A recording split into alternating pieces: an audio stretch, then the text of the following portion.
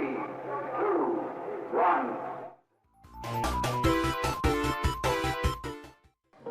guys, Hi! my name is Zahrah. I'll be your host today. And I'm Shasha.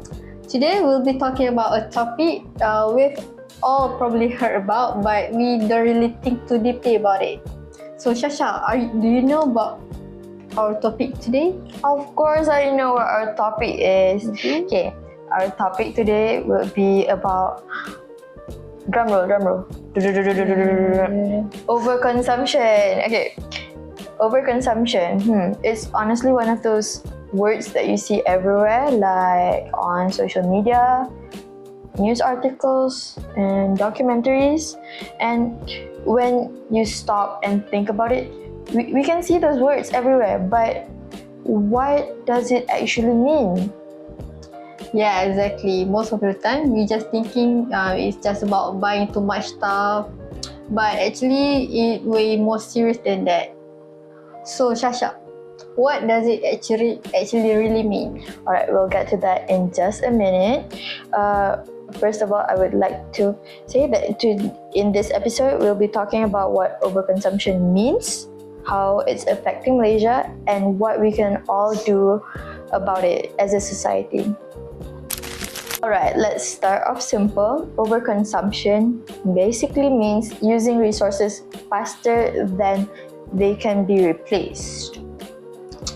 Yes, that's right. Because according to therapists, I was reading about it the other day.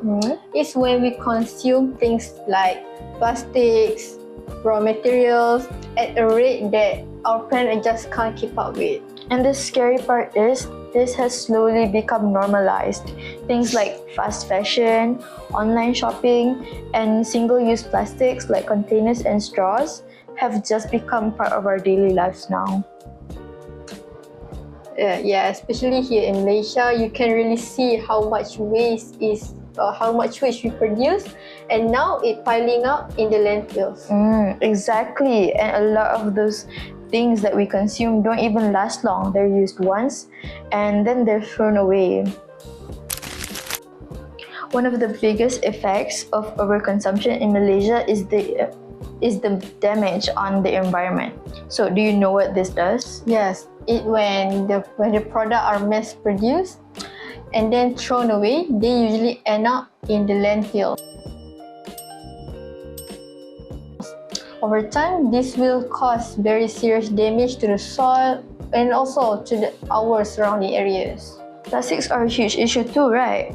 Definitely, because plastic are made from non-renewable fossils, right? Yeah.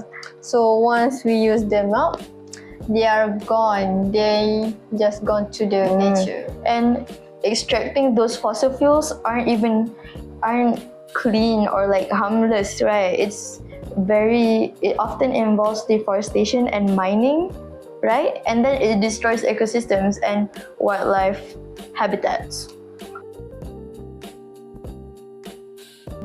Exactly. So even something seems small, like constantly using plastic bags or bottles, it actually contributes to much bigger environmental problems. Another side of overconsumption that people don't really talk about is waste importation. Now, I know some of you might wonder, you might be thinking, what is waste importation? I've never even heard of that. Have you heard of that? No, I never heard about it. Now I'm curious, what is waste importation? Okay, so basically, Malaysia imports plastic waste from other countries, and then some companies in Malaysia, they do this to recycle or process the waste and make a profit out of it. Wait, can you explain more? So, the problem with this issue is that not all of the waste that's imported is properly handled. Like, according to the Basel Action Network on their website, Malaysia has imported over 510 tons of plastic waste in 2021. Wow, that's a massive amount.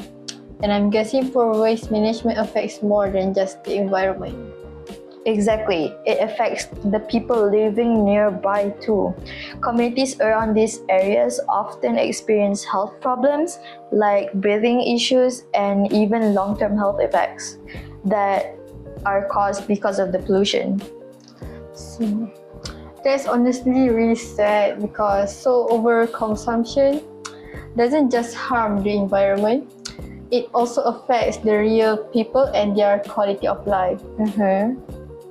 Now that we're more aware of how serious this issue is, the big question is what can we actually do about it and how do we reduce overconsumption?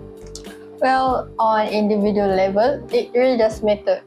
Things like cutting down plastic, single-use plastic, bringing reusable bags, or choosing more sustainable brands when possible. Public awareness is important too. So when people actually understand the impacts of their choices, they are more likely to change their habits. According to United Nations Environment Program, even mentioned that educating people about sustainable lifestyle can really reduce waste, especially when there are policies to support it. Of course, individual effort alone is not enough. The government plays a huge role too. Yes, because stricter environmental laws and better enforcement can really help control pollution and improve waste management too. And better recycling systems. Plus, making companies responsible for their products even after they're used can make a big difference. The following video is a clip taken from the DW News channel on YouTube, posted in the year 2020. A deluge of plastic. More than 300 million tons of it is produced globally each year. Lots of it ends up here at Port Klang, Malaysia's busiest shipping port. Since China halted imports of plastic waste in 2017, Southeast Asian countries like Malaysia, Vietnam, and Thailand have taken over a big chunk of the global plastics recycling trade. But the flow of plastic waste from wealthy nations around the world is proving too much to handle. Last October, Malaysia banned the import of non-recyclable plastic rubbish. Now it says it will start sending all plastic waste imports back to where they came from. We are here to urge the developed countries to also review their management of plastic waste and stop shipping garbage out to the developing countries. If they ship to Malaysia, we will return it back without mercy. Contaminated waste. This inspection at Port Klang uncovered more than 450 tons of illegally imported plastic waste packed tightly into tank containers. It came from as far afield as Australia, Bangladesh, Canada, China, Japan, Saudi Arabia, and the US. Wherever this waste eventually ends up, the chances are it will simply be added to the world plastic trash heap. Just 19% of the plastic produced between 1950 and 2050, that 65 years has been properly recycled. Overall, overconsumption is a serious issue, especially in Malaysia.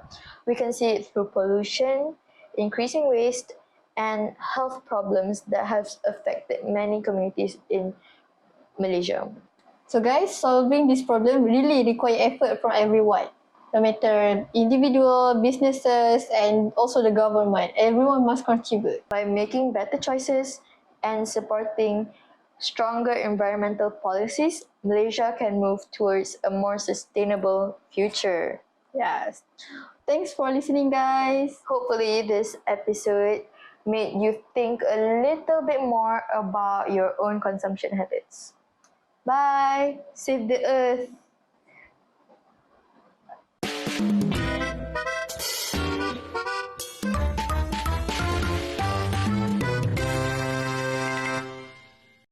Okay guys, I'm back. We're back. Okay guys, we're back. Okay, to continue. Kita masukkan tu ke?